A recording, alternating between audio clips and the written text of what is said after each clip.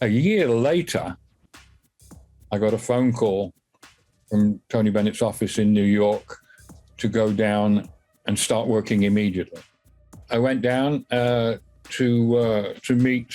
Tony was in the middle of an engagement at the Blue Note. It was the 10th anniversary of the Blue Note.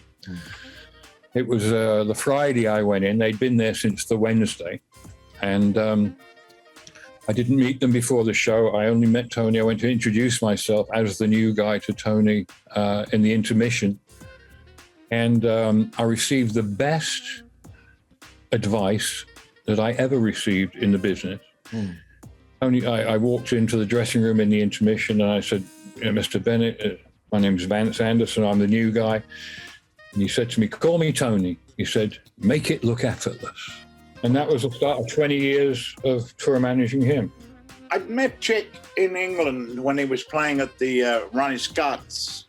I guess it was with the band with Joe Farrell and Flora and Aieto and Stanley Clarke. Great band. But Neville Potter, the lyricist, and Neville and I were friends for, 20 years prior to that. And he was working with Chick. Leslie was kind of the manager, and Neville was the finance guy. And they were working together for quite a while. I moved to America in 74. I flew into LA.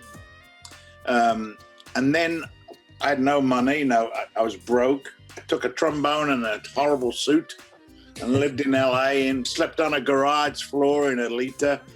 Out in the valley, and then I was broke.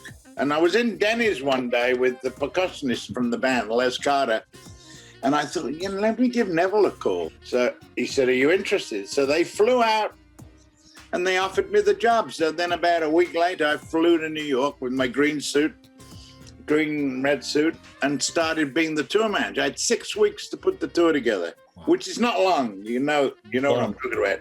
Yeah. And the first date we played was, we opened to Blood, Sweat and Tears at the Westchester Theater, Frank Sinatra's Mafia place, whatever. And the rule was you never took a check, right? Right. In those days, anyway. The manager of Blood, Sweat and Tears gave me a check, $5,000 half-time. He gave me a check. I'm in trouble now because I got a check, no cash. Yeah. I take everybody home. I go back to the office on Long Island. And I say, Neville, I got a check. He says, okay, you're going to get up in the morning. You're going to drive into the city, and you're going to go to the bank, the Blood, Sweat and Tears bank, and you're going to cash the check. So that's what I did, and I cashed it. Yeah, and I didn't have. If I hadn't cashed it, I'd have ended up owing the $5,000. Yeah, that was my first lesson as a tour manager.